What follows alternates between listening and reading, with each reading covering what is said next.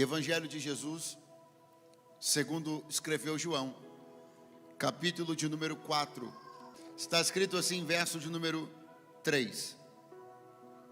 Deixou a Judéia e foi outra vez para a Galileia.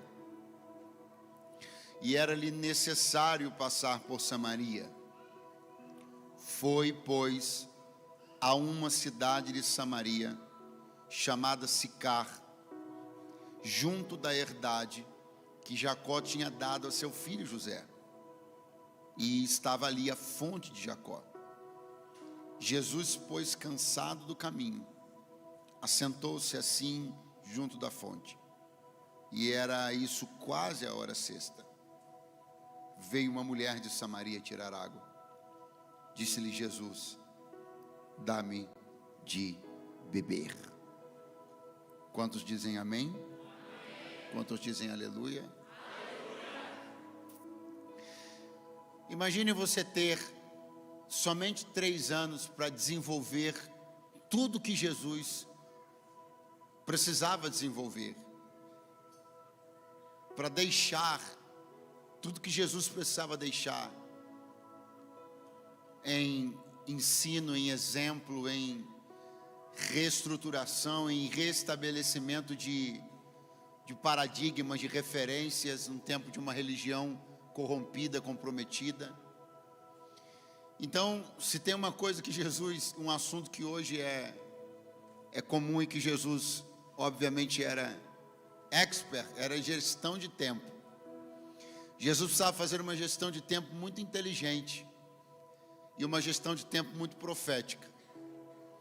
Cada pessoa com quem Jesus se encontrou, e estes encontros vieram parar na Bíblia, não dizem respeito apenas a essas pessoas individualmente, mas elas se tornaram uma vitrine de algo maior, que Jesus queria deixar registrado, acerca de caminhos, de formas, de abordagens, tanto dele para com elas, como delas para com ele. Não é só sobre o milagre da mulher cirofenícia, é sobre insistir, mesmo quando alguém acha que você vem gritando e está sendo deselegante, como aconteceu com ela. Não é só apenas sobre o milagre do cego de Jericó, mas é sobre estar num lugar onde os olhos das pessoas estão abertos. Você é o único que tem os olhos fechados, mas enxerga mais do que todos eles. Então, cada milagre, cada encontro de Jesus é um estabelecimento de uma ideia, de um conceito, de uma forma de comunicar valores que dizem respeito ao reino de Deus. Quantos me ouvem bem, digam amém. E se isso é possível de se apurar, de se extrair em encontros ocorridos rapidamente, em textos que, literariamente falando, ocuparam pouco espaço. Você imagina num texto, numa história como o de Jesus com a mulher samaritana, que ocupa literariamente o espaço que ocupou. Tem muita coisa envolvida, muita coisa a ser observada, sobretudo que nós estamos falando de uma pessoa, de um dilema, de um drama e de uma região, e disso tudo muito conectado, muito amarrado. Quando eu olho para João 4, eu percebo Jesus encontrando uma mulher, e se fosse só por ela, sem dúvida alguma já valeria a pena o seu encontro. Mas Jesus está mexendo com muitas coisas mais, com muitos valores mais, com muitas ideias mais. Ele está desenterrando coisas, ele está trabalhando em situações muito antigas, que perduram há muito tempo, valores arraigados naquela sociedade, naquelas pessoas, valores que eles viviam, experimentavam e repetiam há muito tempo. Só que Jesus não tem muito tempo para ficar ali. Então o encontro que ele tem com esta mulher samaritana é seu jeito profético, seu jeito soberano, seu jeito terrível e tremendo de, ao acessar uma única pessoa, fazer desta pessoa acesso para toda uma comunidade. Eu quero que você esteja pronto para crer em algo que eu vim dizer a você esta noite aqui. Foi em você, mas não foi só por você, foi por enxergar em você uma chave para acessar muito mais gente do que você possa imaginar. Eu sou a única pessoa que acredita nisso, ou tem mais alguém que acredita nisso aqui? Maquete. Quem é que sabe o que é maquete? Querido, recupera, deixa o som como estava, por favor. Volta o retorno para mim como estava aqui, por gentileza. Maquete. Qual é o grande sentido da maquete? Você chega no shopping, por exemplo, e tem um empreendimento que vai inaugurar em Uberlândia. Daqui a 5 anos, ele vai ficar pronto. Aí você chega lá e você dá uma olhada na maquete. Aí você vê onde vai ficar a piscina. A piscina já existe? A piscina é daquele tamaninho ali da maquete? Mas quando você olha para a maquete, você tem a oportunidade de observar o quadro enorme, o quadro como um todo, como é, como será. E está tudo ali em miniatura. Quem me entende, diga amém. O que é a mulher samaritana senão, aspas, uma maquete de Samaria? Porque ela é em miniatura, em individualidade, a concentração dos dilemas, dos dramas, dos problemas, dos anelos, das dores, dos anseios de toda a Samaria. Então, porque exatamente por isso esse encontro, ele se constitui um encontro tão poderoso, tão profético, tão tremendo, a ponto de Jesus fazer uma operação logística que precisa ser entendida, porque senão ela pode ser jogada na conta do acaso. E eu vou dizer uma coisa para você importante: a conta do acaso anda cheia de crédito indevido. Você e eu lançamos na conta do acaso muitos créditos que não são do acaso, foram coisas intencionais que Deus articulou, e a gente está dizendo que foram coincidências. E Deus olhando e dizendo: como você ousa chamar de coincidência aquilo que eu trabalhei para fazer acontecer? A informação do evangelista João é que Jesus tinha uma necessidade logística de passar por Samaria. Até aí nós estamos falando de necessidade logística. Só que aí João diz assim: foi, pois, a uma cidade samaritana chamada Sicar. Isso aqui já não é mais uma necessidade logística, porque Samaria é um território maior. Por lá Jesus tinha que passar. Estando em Samaria, Jesus decide intencional e deliberadamente ir a uma cidade samaritana chamada Sicar. Então, por favor, acorda alguém do seu lado, diga para ele: você para com essa conversa de achar que você caiu aqui de paraquedas. Jesus trabalhou nisso, moveu pessoas, situações e circunstâncias para encontrar-se com você. Você pode sentir-se valorizado na noite desse domingo, porque você e eu não somos obra do acaso. Nós estamos aqui porque Ele quis que nós estivéssemos aqui.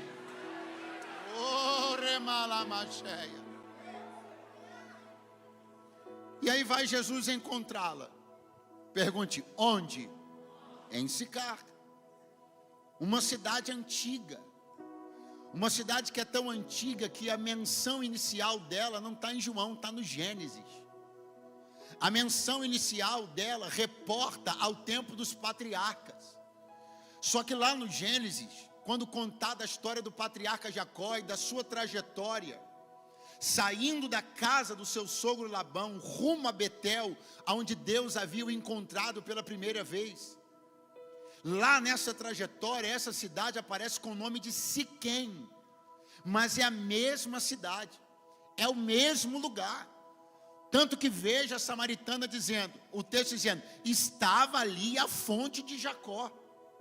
Veja a samaritana dizendo: és tu maior do que o nosso pai Jacó, que cavou esse poço? Veja o texto dizendo, estou dando provas, veja o texto dizendo: a herdade que Jacó deu a José, a cidade que Jacó deu a José de presente foi Siquém. Então esta Sicar é a mesma cidade. Nós estamos falando apenas de uma modificação de algumas sílabas ao longo de séculos e de mudanças na estrutura linguística, mas é o mesmo lugar. Então note bem, esse lugar é onde Jesus vai encontrar essa mulher. Vamos falar um pouquinho de um aspecto que começa geográfico e termina profético. Aonde Sicar fica? Num vale. Bote a cabecinha para funcionar naquela sua aula de geografia, seu comedor de merenda, aleluia. Qual é a característica de um vale? Ele está entre montes. Um vale está entre montes. Então vamos pensar Sicá. Sicá é isso aqui, ó, um vale que está entre montes. Tem um monte aqui, tem um monte ali, e aqui está Sicá. Nesse vale, a cidade está no vale, tem um monte aqui, tem um monte aqui. E Jesus encontra-se com ela neste vale onde a cidade fora edificada. Agora, não bastasse ser um vale, esses montes que estão ao redor desse vale chamado Sicá, são dois. Quantos são? Muito fraco. Quantos são? E são montes conhecidíssimos no Antigo Testamento. Um deles chama-se Ebal, o outro chama-se Gerezim. Esses montes aparecem na Bíblia quando o Senhor Deus disse a Moisés assim: Moisés, manda 6, ou seja, metade dos cabeças de tribos de Israel, subirem ao monte Ebal. De lá de cima eles vão proclamar sobre as maldições. Agora mande a outra metade dos cabeças subir ao monte Gerezim. De lá eles vão proclamar sobre as bênçãos. Então não são apenas 2 montes. É um monte de bênçãos proclamadas e um monte de maldições proclamadas. Então, onde está o lugar em que a mulher samaritana está encontrando-se com Jesus? Num vale. Entre o quê?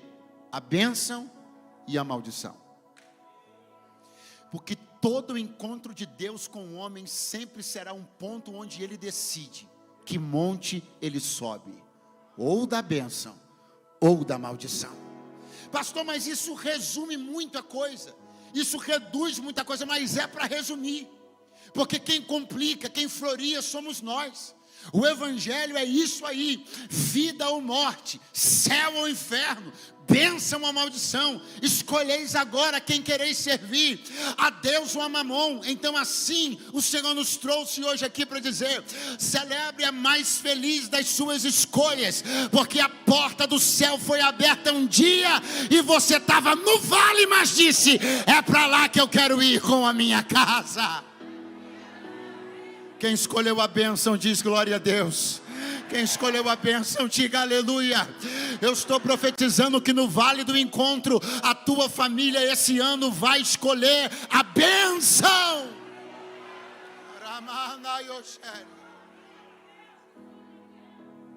No Vale do Encontro, entre a bênção e a maldição, Jesus vai encontrar-se com a mulher samaritana. Ele vai encontrar-se com ela na antiga Siquém. Ele vai encontrar com ela junto a um poço. Ele vai encontrar com ela, segundo diz João, cansado da viagem.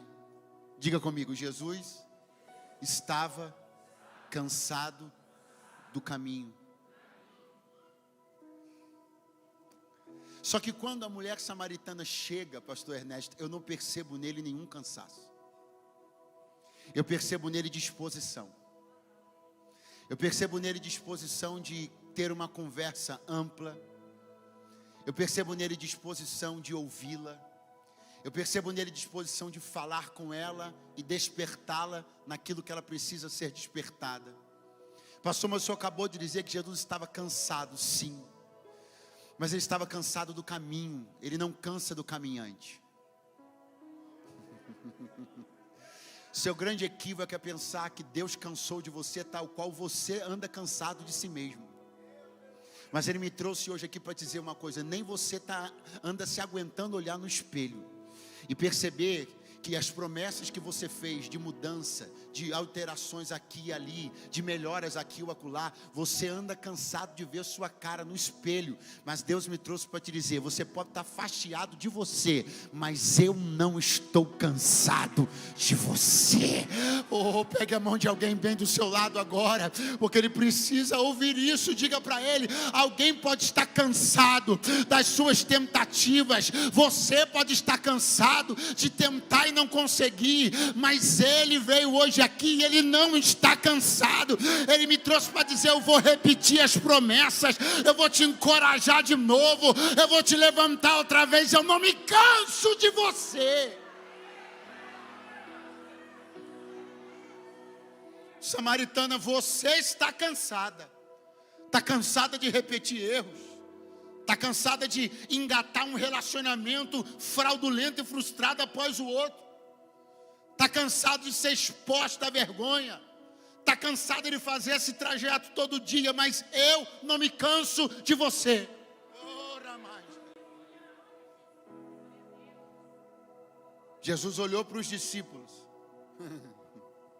Antes dos discípulos chegarem, antes da mulher samaritana chegarem, e deu uma instrução para eles que eu acho fantástica.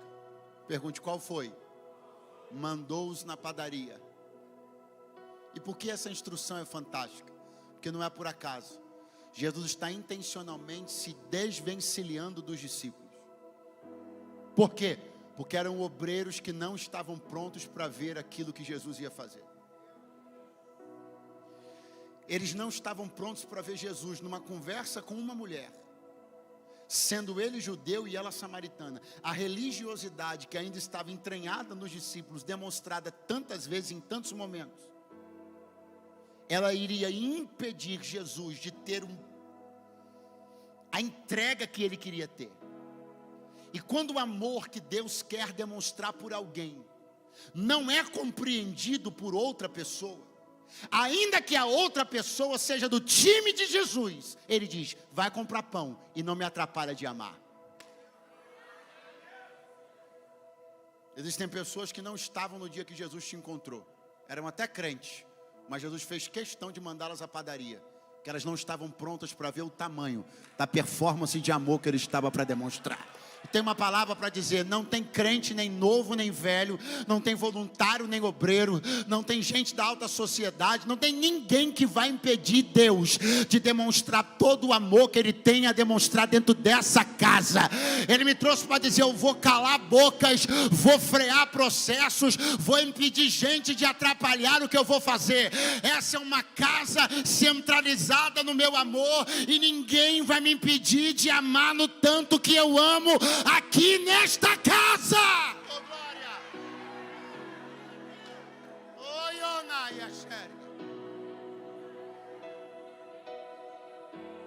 Jesus está nos ensinando uma lição de liderança muito tremenda.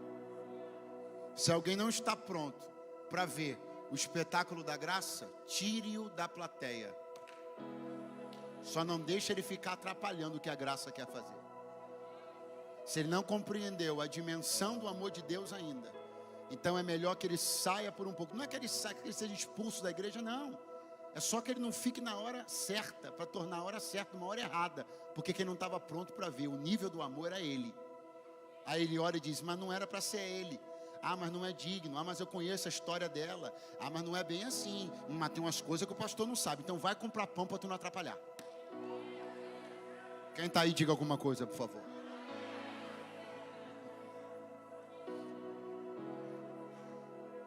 Jesus vai encontrar-se com a mulher samaritana. Ela vem fazendo o seu trabalho, tirando água do poço, quando ela é surpreendida por Jesus abrir um diálogo com ela. E Jesus abre o diálogo assim: dá-me de beber. Ela assusta e diz: como tu, sendo judeu, pedes de beber a mim, que sou uma mulher samaritana? Tem uma coisa muito estranha na sua abordagem, tem uma coisa muito estranha no seu jeito de falar comigo, no simples fato de você estar falando comigo, tem uma coisa muito estranha. Ela está achando tudo aquilo muito estranho, porque quem não está acostumado a ser amado estranha o amor. Ah, eu vou de novo. Você ainda tem alguém aqui ainda? Quem não está acostumado a ser amado estranha o amor. Aleluia. Ela estranha aquele jeito terno, aquele jeito sereno, aquele jeito afável de Jesus falar. Ela diz: tem alguma coisa errada na sua abordagem. Mas ela estranha um outro ponto que não está tão explícito, mas está implícito. Preste atenção. Vai ter uma hora que ela vai dizer assim para Jesus: o poço é fundo. e você não tem com o que tirar a água. Então o que é que ela percebeu? Que Jesus não dispunha de recipientes. Então não é apenas uma questão dele estar falando com ela. Pedir água para ela significa, e ela já entendeu, que ele está disposto a fazer uma coisa ainda mais estranha. Pergunte qual? Usar o recipiente dela. E isso é uma loucura absoluta, porque para o judeu, o samaritano é como cão, mas não é o cachorrinho da sua casa, tico-tico, fofinho, não. É cão no sentido reles da palavra, no sentido miserável da palavra, no sentido baixo da coisa. E até se fosse no sentido do pet. Eu tenho para mim que por mais que você goste do seu pet, você não bebe água na vasilha dele. Pastor, eu bebo, me procure no final que eu vou orar por libertação na tua vida. Sim ou não? A gente não bebe na vasilha do cachorro.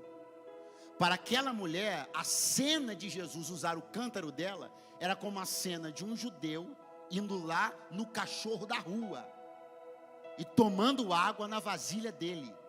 Então não tem cabimento. Sobretudo não tem cabimento porque ela sabe. Ela não sabe que ele sabe, mas ela sabe onde aquela vasilha andou. Ela sabe os lodos entranhados naquela vasilha. Ela sabe o lodo de uma vida vivida até aqueles dias, na busca de uma felicidade, engatando um relacionamento atrás do outro. Ela sabe os lodos antigos que existem naquele recipiente. Então não há sentido em ele chegar e dizer: eu vou beber aí, eu uso isso, pode me ser útil. Eu tenho água para lavar esse lodo antigo da tua vida. A gente só usa o mesmo recipiente de pessoas com quem a gente tem muita intimidade. Tem vezes que eu até faço uma brincadeira, pastor Ernesto, quando eu chego e olho um copo assim de água, e eu desconfio, porque às vezes eu desconfio. Desconfio que o copo era do culto anterior. Aí eu olho assim e digo: porque essa água é para mim? Aí algum obreiro diz: mas é de hoje? É porque às vezes ficou do outro culto, né? Não tiraram.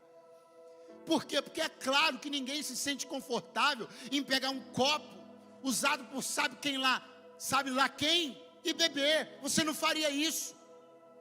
Se você está numa festa, o garçom pega o copo usado por alguém da mesa do lado, completa e bota para você, você não vai beber. Quem concorda, diga amém. Mas eu vou perguntar às esposas: e se foi o copo que o seu marido acabou de usar, você usa? Vou perguntar aos maridos: e se for o copo que a sua esposa acabou de usar, você usa? E por que você usa? Porque você tem? É por isso que ela está tão assustada. Ela não está acostumada a ninguém usar o mesmo copo dela, porque todas as relações que ela teve, ela nunca nem teve tempo de desenvolver intimidade. Então, no sistema de relacionamentos dela, todos os relacionamentos são frívolos, são superficiais, são carnais. E aí vem Jesus e está dizendo para ela: o que eu proponho para você não é mais um relacionamento aventureiro, mais uma paixão de verão, nem um amor de carnaval. Eu vim aqui colocar uma aliança no teu dedo e te dizer que a tua busca por felicidade acabou. Cheia. Levanta a tua mão lá no terceiro andar, porque o que Deus propõe para o homem não é paixão de carnaval, não é amor de verão, é aliança no dedo e intimidade que muda a história da vida. Aleluia. Senhor, diz para ela diante do susto que ela tomou: se tu soubesses quem está falando contigo, quem me pediria água era você, e eu não te negaria não, eu te daria água viva. E vou te dizer mais: você nunca mais voltaria a ter sede. Ela assustou de novo e disse: porventura tu és maior do que o nosso pai Jacó? Agora a coisa fica muito interessante, porque tem uma coisa que vai saltar de dentro dela. Pergunte o quê? Orgulho. Ela não pode se orgulhar da sua vida. Ela não pode se orgulhar das suas escolhas. Ela não pode se orgulhar dos seus relacionamentos. Mas ela tem um ponto de orgulho a se apoiar. O lugar que ela está é histórico. E diante do fato dela não ter como dizer para Jesus que ela tinha do que se orgulhar em relação à sua própria vida, ela ressalta a qualidade do lugar que ela mora. E ela diz: o pai Jacó passou aqui. O pai Jacó cavou esse poço. Você está pensando o quê? Que eu moro num lugar que não tem história? Você está pensando o quê? Que esse lugar onde a gente está conversando aqui é qualquer lugar? Eu quero mostrar para você como salta da mulher samaritana um tipo de vaidade que é perigosa. Ela tem uma vaidade quanto à história da sua sociedade, quanto à história do lugar que ela mora, e ela está amparada nisso, ela está apoiada nisso. Mas e a vida dela decadente? E a vida dela degradada? Mas ela está com o peito estufado dizendo: tem história onde eu moro, tem história onde nós estamos conversando. Mas e a sua vida degradada? E sua família destruída? Mas eu estou com o peito inflado dizendo: é porque aqui o quê? Aqui é um museu. Siquém é um museu. Siquém sobrevive de quem passou por lá. Siquém só tem do que se envergonhar, só tem do que se envaidecer do seu passado, mas seu presente é decadente. O que Jesus quer mostrar para a mulher samaritana é que não adianta viver uma vida se reportando às glórias do passado, enquanto se tem a decadência do presente.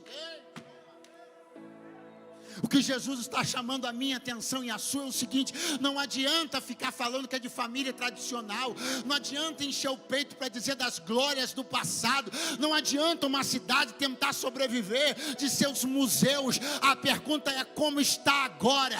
O que está acontecendo? Não é quem passou por aqui, é como está agora. Jesus está dizendo para ela, como se Jesus estivesse dizendo: Jacó não faz nada por você, Isaac também não faz nada por você, Abraão também não faz nada por você, mas está hoje aqui. Não é quem passou, é quem está hoje aqui, quem tem uma água para te dar. Não adianta, samaritana, você esfregar na minha cara que Jacó passou por aqui, que ele passou por aqui, mas não está mais aqui. E mesmo se ele estivesse por aqui, ele não tem poder de mudar a tua vida. Patriarcas fazem parte da sua árvore genealógica, mas não podem mudar a sua história. Quem muda a sua história sou eu. Eu tenho um desafio para você. Pare de se reportar ao passado da sua família. Pare de se reportar ao passado da sua cidade como uma maneira de tentar sustentar uma imagem. Você não precisa disso. Deus me trouxe para dizer: eu tenho algo para fazer na sua vida. É agora, é hoje, é nesse tempo. Se alguém pode levantar as mãos, essa seria uma boa hora. Assim te diz o Senhor.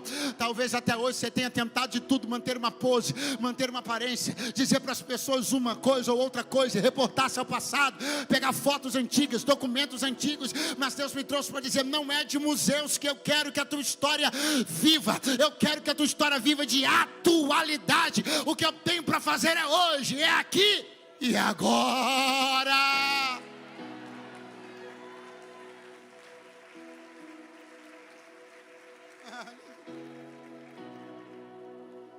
Nosso pai Jacó passou por aqui.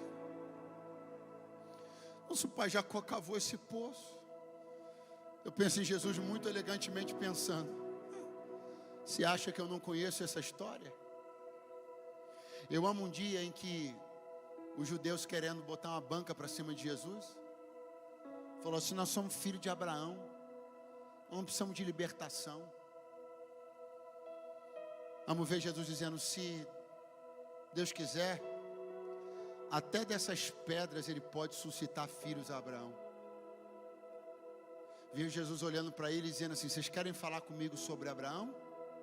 Pois eu digo para vocês que no meu dia, quando meu pai decidiu me enviar, Abraão estava lá no céu e ficou até alegre quando viu. Aí eu disse: esse cara é louco, ele não tem nem 50 anos, está falando que Abraão viu ele. Porque Jesus está soberanamente acima de todos os maiores vultos da história. Ele é maior que Abraão, é maior que Isaac, é maior que Jacó, é maior que Moisés. Quem pode glorificar o nome dele por alguns segundos? Abre um pouquinho mais o monitor para mim aqui, querido. Abre um cadinho mais o monitor para mim aqui, querido, por favor. Escute isso. Jesus conhece bem essa história. Pergunte qual? A história da passagem de Jacó por Siquém. Jesus sabe muito bem por que é que Jacó passou por lá. E Jesus sabe muito bem o que aconteceu lá. Porque a história que a samaritana conta é a sua parte bonita. Ah, ele passou aqui, cavou um poço. Mas tem a parte feia. Qual é a parte feia? Eu conto para você. Diz a Bíblia que Jacó estava fazendo um caminho da casa do seu sogro até voltar a Betel, onde Deus havia se encontrado com ele. E aí de repente ele se depara com uma cidade e ele toma uma decisão: parar ali. Só que essa decisão não foi autorizada nem indicada por Deus. Esses pontos de parada que a gente faz são sempre pontos muito arriscados. Jacó parou e ele achou que podia fazer uma coisa que poderia driblar Deus. É como se ele pensasse: bom, Deus não me mandou parar aqui, mas se eu levantar um altar e der uma oferta, talvez ele ignore o fato de que eu parei onde ele não me mandou parar. Diz a Bíblia que Jacó pega os elementos próprios de um sacrifício e levanta um altar. Pergunte para mim: o que acontece? Nada. Por que nada? Faltou fogo? Não. Lenha? Não. Faltou o animal do sacrifício? Não. Pastor, todos os elementos de uma oferta, todos os elementos de uma entrega estavam presentes ali? Sim. E por que Deus não se manifestou? Porque não é a reunião dos elementos certos que resolve tudo. É a reunião dos elementos certos, entregues no lugar correto. Deus nunca mandou Jacó sacrificar em Siquém. Então não adianta fazer a entrega certa na terra errada. Pastor, eu gostaria muito de uma prova do que o senhor está falando. Com todo prazer. Quando Jacó chegou em Betel, ele repetiu o mesmo gesto, com os mesmos elementos, só que dessa vez Deus desceu. Deus se manifestou. O que Jacó fez diferente em Betel daquilo que tinha feito em Siquém? Nada. Os elementos eram os mesmos, os gestos os mesmos, mas dessa vez o lugar era certo. Sabe por que algumas coisas vão dar certo e Deus vai confirmar? É porque você não está fazendo só a coisa certa, você também está fazendo no lugar certo. Aleluia! É ali na Siquém, chamada Sicar em João 4, que um dos episódios mais lamentáveis da história familiar de Jacó vai acontecer. Preste atenção. A Bíblia diz que a filha de Jacó, a única filha de Jacó, só tinha uma, todos os outros eram homens. A única filha de Jacó, chamada Diná, se envolve numa situação amorosa com o príncipe daquela cidade e ela perde a virgindade. Isso era um negócio escabroso, isso era um negócio terrível, isso era uma desonra sem medida. Tudo leva a crer que ela fora violada, que foi uma relação sexual não consensual, porque era do costume dele, mas não era do costume dela. A gente compreende pela leitura do texto que para ele era comum fazer assim. para ela não, na honra dela não, na família dela não. Então aquilo foi um escândalo. A coisa ficou tão grave, tão séria, que os irmãos dela se levantaram com tanta fúria e mataram uma renca de gente. Pensa no tamanho da confusão. Esse lugar que a samaritana está batendo no peito e contando só a parte bonita da história, tem um passado pesado. Agora perceba que quando eu digo para você, quando eu disse para você no início, que a samaritana, ela é uma miniatura, ela é uma maquete, ela vive individualmente os problemas que de forma generalizada tomam aquela cidade. É disso que eu estou falando, preste atenção, isso é um santo quebra-cabeças que nós estamos montando. Qual é o problema que a samaritana vive? Relacionamento, instabilidade sentimental. 5 pessoas, 5 homens passaram pela vida dela. Ela está num sexto agora que não é marido dela, ela é toda enrolada. Ela vive na individualidade, o que a cidade vive desde o Gênesis, violação moral. Jesus não está de brincadeira passando em Sicar. Jesus está repreendendo um espírito de instabilidade, um espírito de violação, um principado. Pastor, por que o senhor usa a palavra principado? Os espirituais estão aí ou só vão vir no próximo culto? Estão por aí? Que bom. Pastor, por que o senhor usa o termo principado? Porque veja, quem violou, quem fez a relação, quem provocou a confusão moral na família de Jacó foi um príncipe de Sicar que viola, um príncipe de Sicar que atropela a moralidade de mulheres. Então toda Sicar está envolta sob o domínio de um principado, onde ninguém casa direito, onde ninguém constitui família direito, onde é tudo enrolado, onde as relações sexuais são fora do casamento, a coisa é toda enrolada. Aí vem Jesus séculos depois, e a samaritana pensando que é só na vida dela, mas não é na vida dela, é um principado que perdura naquele lugar por séculos, onde ninguém casa direito, onde ninguém constitui família decente, onde a moralidade é decadente, mas vai mudar na vida dela, e vai mudar na vida de quem mais quiser, porque quando Jesus entra, pode ser principado que está há pouco ou há muito tempo, mas não vai conseguir resistir, vai ter que sair. Oh, glória. Eu quero entregar uma palavra para você essa noite. Deus entrou na tua vida para mudar a história da tua vida e para mudar o jeito antigo como as coisas acontecem na tua família. Segure a mão de alguém agora em nome de Jesus, dá uma acordada nele e diga: Deus entrou na tua vida para mudar a tua vida e para mudar o jeito antigo como as coisas acontecem na sua família. Se a tua família é família de gente enrolada, se a tua família é uma família de gente que nunca teve estabilidade financeira, sempre decadente, sempre empresários sonegadores, homens de negócios sonegadores, diz o Senhor: eu vou arrancar o principado de corrupção financeira do meio da tua família, eu vou te dar um negócio limpo, tu vai ser um empreendedor de sucesso, eu vou restaurar os valores da tua... Ai,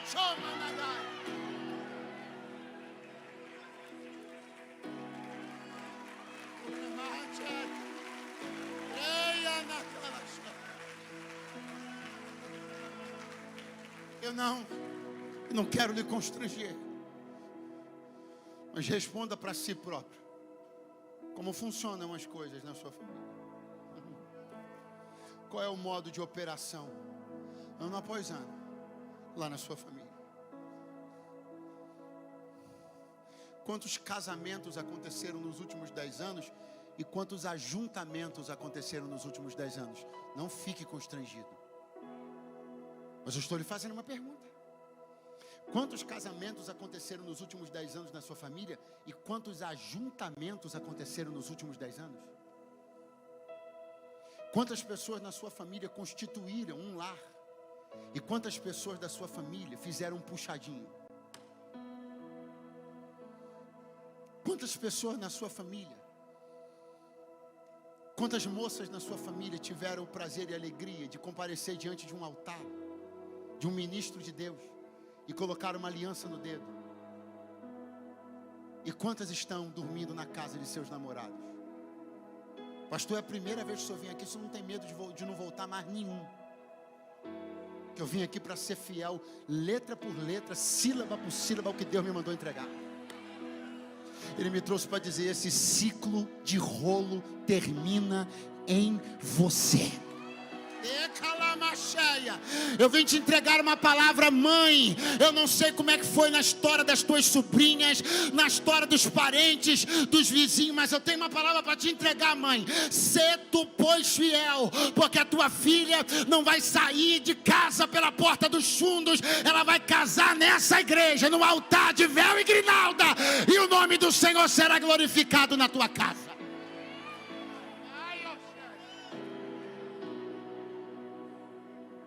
Sobre o passado.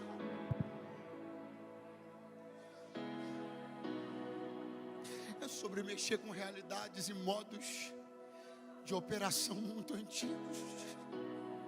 É por isso que ela não vai seguir Jesus. Ela não vai ir para onde Jesus vai depois de Samaria, ela vai ficar ali. É ali que ela contagia um e diz: venham ver quem eu conheci. É ali que ela bate na porta da vizinha e diz: venha ver quem eu conheci. Ele disse tudo que tem acontecido na minha vida. Ele é um profeta como eu jamais encontrei. Ele tem um negócio diferente. Ele falou o que ninguém sabia. Ele escavou. Ele foi lá nas sepulturas, pegou os meus ossos secos, os colocou para fora. Mas quando ele me tocou, eu me levantei. Eu sinto que eu posso ter uma vida melhor. A esperança voltou, a alegria voltou, o significado, a autovalorização. Eu não sou mais um caco desprezível. Eu sinto que Ele restaurou a minha dignidade.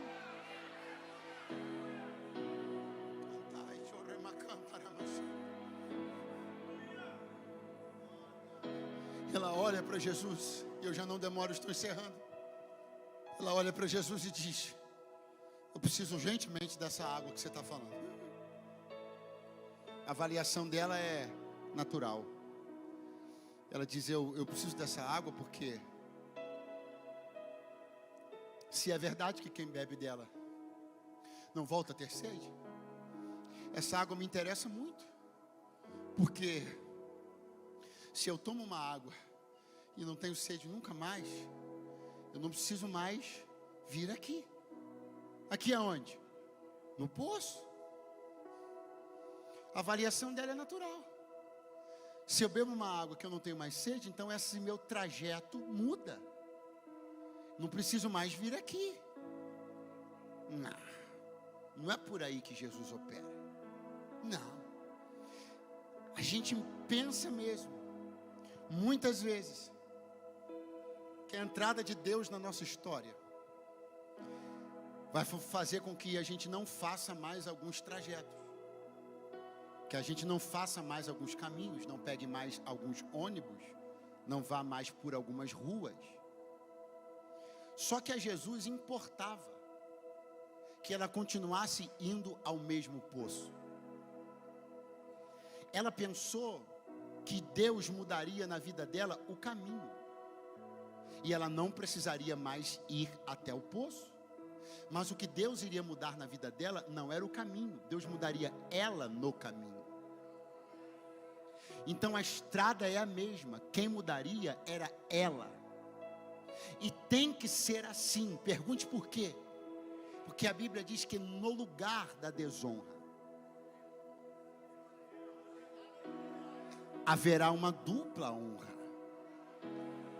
Então é preciso que a samaritana faça a mesma rota, para que alguém olhe para ela no mesmo caminho e a veja de um jeito que não havia antes.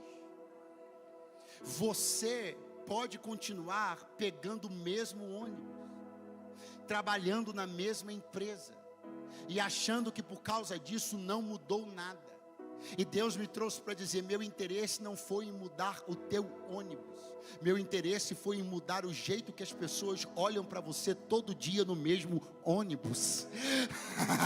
O meu interesse não é necessariamente mudar você de empresa, é fazer com que você esteja lá no mesmo lugar, na mesma posição, mas quem olhe para você e diga: ele está no mesmo cargo, sentado à mesma cadeira, mas parece que não é mais a mesma pessoa. Ou quem está me entendendo, diga glória a Deus. Eu quero essa água, ela diz. Jesus diz: ok, então faz só uma coisa para mim. Ela pergunta: qual? Jesus diz: vai na cidade, chama o teu marido e vem aqui com ele, e eu te dou a água que você quer. Sabe aqueles poucos segundos onde a sua mente parece que dá uma cambalhota e você revira todo o seu acervo de desculpas, tenta construir de qualquer maneira um jeito de sair daquela situação, mas acaba entendendo que nada pode contra a verdade. Ela abre a boca e diz: eu não tenho marido. Quantos segundos demoraram entre Jesus dizer: chama teu marido e vem, e ela dizer: não tenho marido? Podem ter sido 3, mas eu te garanto que nesses 3 segundos ela vasculhou todo o seu acervo e todo o seu vocabulário, tentando construir uma desculpa, uma forma de não se expor naquele nível. Mas qualquer que tivesse sido a tentativa dela de construir uma desculpa a respeito da sua realidade, ela teria perdido a maior chance da sua vida: mudar a sua realidade. Porque toda a realidade só muda quando você começa a dizer a verdade. Construindo desculpas esfarrapadas, sua realidade não muda. Encontrando bodes expiatórios para você transferir a responsabilidade dos seus erros, sua realidade não muda. Atribuindo a outras pessoas a culpa que é sua realidade não muda. Mas quando ela abre a boca e diz: não tenho marido, Jesus abre a boca e diz: isto disseste com verdade. E como você começou com a verdade, agora na verdade nós vamos até o fim. Tu conhecerás a verdade, isso aqui é adendo meu, e a verdade vai te libertar. Aleluia! Pastor, mas tem uma coisa que eu acho estranha. Eu sempre ouvi dizer que Jesus conhece as pessoas. Verdade. Eu sempre ouvi dizer que Jesus conhece a realidade íntima das pessoas. É verdade. Eu sempre ouvi dizer que a gente não pode esconder nada de Jesus. É verdade. Pastor, então isso me leva a pensar que Jesus sempre soube que ela não tinha marido. É verdade. Então, pelo amor de Deus, por que ele olha para ela e diz: chama teu marido e vem? Se ele já sabia que ela não tinha marido, por que ele pede para ela fazer uma coisa que ela não pode fazer? Porque ela não tem marido. Isso é um jogo? Isso é uma piada? Isso é uma forma de gerar uma situação constrangedora, de expô-la? Não, ele não brinca com ninguém, ele não joga com ninguém. Pastor, o que ele fez? Colocou o espelho na frente dela. Hoje em dia quase não se faz mais isso. Quem ainda está aí, diga amém. Eu encerro agora. Hoje em dia quase não se faz mais isso. O quê? Bater na porta de alguém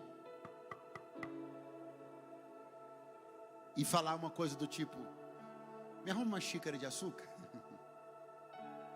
Quem aqui já pediu uma xícara de açúcar a algum vizinho? Quem já foi pedido por algum vizinho uma xícara de açúcar, de café, de qualquer coisa? Quem foi?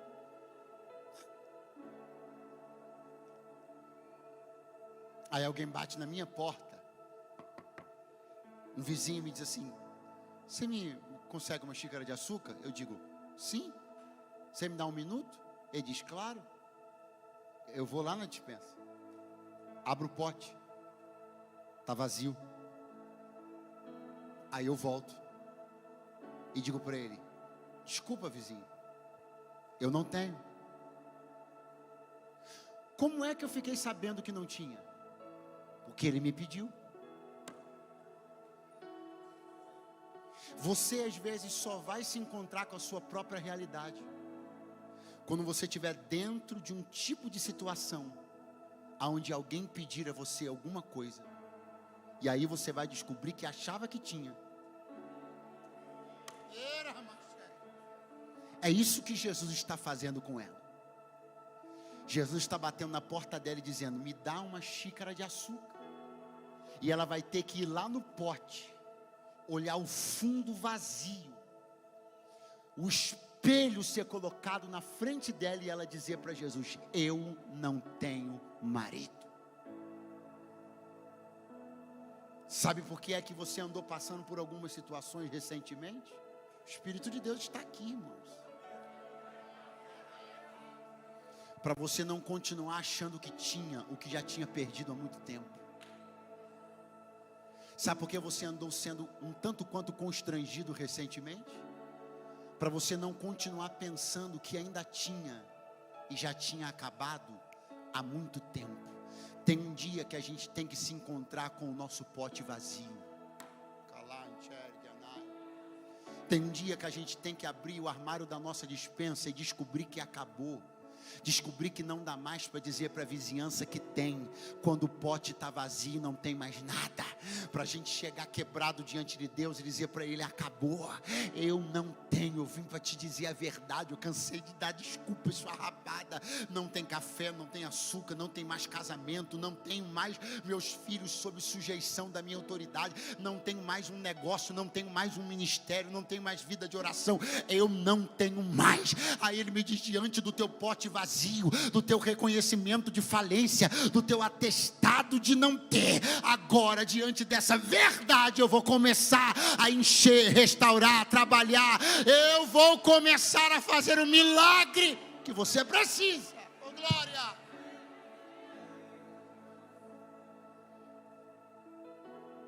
Disseste bem, diz Jesus para ela: não tenho marido, porque tu já tiveste 5.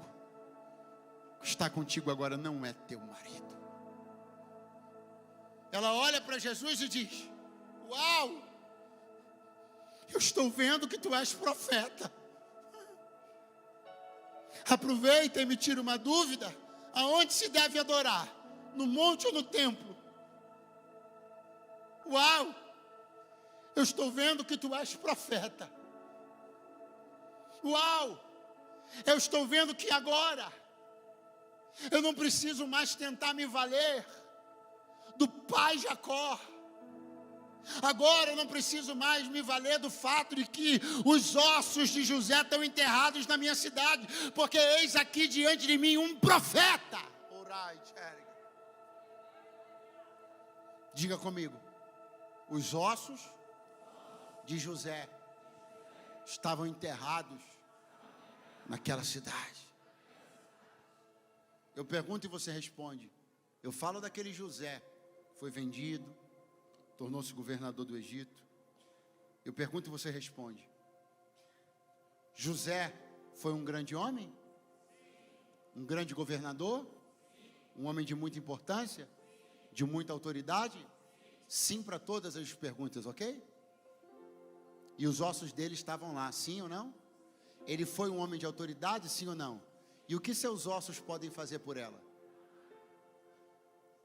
Ele foi um grande líder, sim ou não? E o que seus ossos podem fazer por Samaria? Ela agora está entendendo que não basta Samaria abrigar ossadas. Samaria precisava de profetas. ela agora está entendendo que os ossos de alguém que já teve uma voz não vão mudar a realidade de Siquém. Ela precisa de uma voz audível. O último espanto que ela tem não é mais como os primeiros. O último espanto que ela tem é o típico espanto que muda a vida de uma pessoa. Quando ela percebe que o que há em Jesus não é a autoridade de alguém que já foi, é a autoridade de alguém que é. O que há em Jesus não é o governo de alguém que já teve, é o governo de alguém que é. Não é um governante que foi governante como José, é alguém que governa hoje, alguém que tem palavra hoje, alguém que tem autoridade hoje, alguém que tem poder hoje. Eu tenho uma palavra de Deus para te entregar e ela é: hoje se levanta sobre a tua vida uma voz de autoridade, de destino e de mudança. A voz está sendo ouvida no templo desta igreja nesta noite, e Ele me trouxe para dizer: pode começar a se espantar, porque é só o início daquilo que a minha voz vai fazer na tua vida. Se tem alguém para crer comigo nessa palavra, dá um pulo dessa cadeira agora e fica de pé do seu lugar.